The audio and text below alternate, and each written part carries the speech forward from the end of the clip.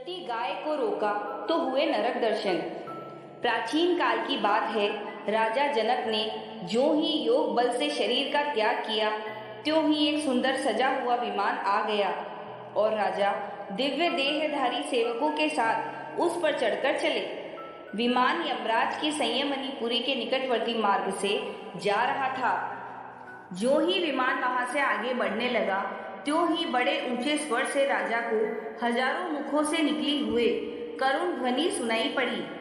पुण्य आत्मा राजन, आप यहाँ से जाइए नहीं।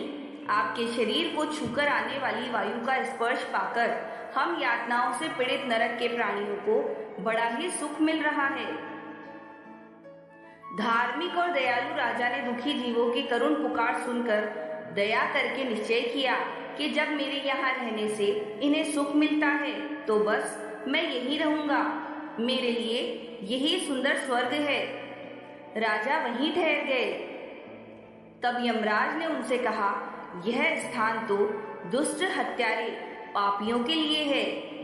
हिंसक, दूसरों पर कलंक लगाने वाले, लुटेरे, पति परायणा पत्नी का त्याग करने वाले, मित्रों को धोखा देने वाले, दंभी, द्वेष और उपहास करके मन वाणी शरीर से कभी भगवान का स्मरण न करने वाले जीव यहाँ आते हैं और उन्हें नरकों में डालकर भयंकर यातना मैं दिया करता हूँ।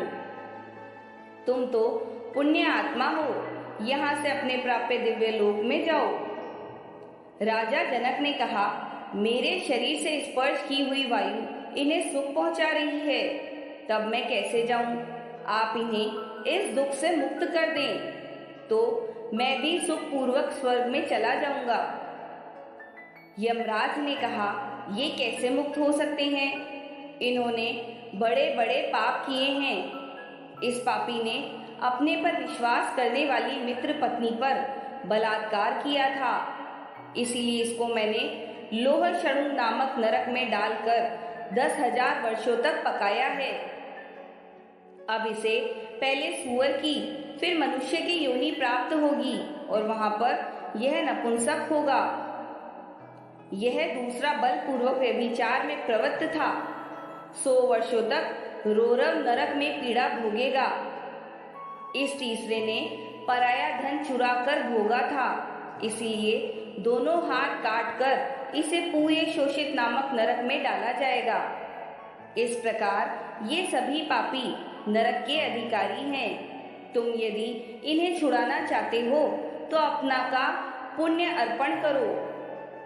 एक दिन प्रातः काल शुद्ध मन से तुमने मर्यादा पुरुषोत्तम भगवान श्री रघुनाथ जी का ध्यान किया था और अकस्मात राम नाम का उच्चारण किया था।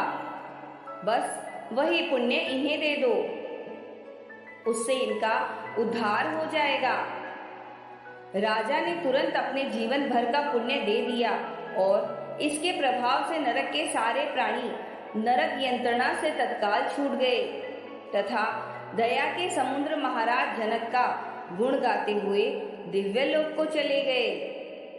तब राजा ने धर्मराज से पूछा, जब धार्मिक पुरुषों का यहाँ आना ही नहीं होता, तब फिर मुझे यहाँ क्यों लाया गया?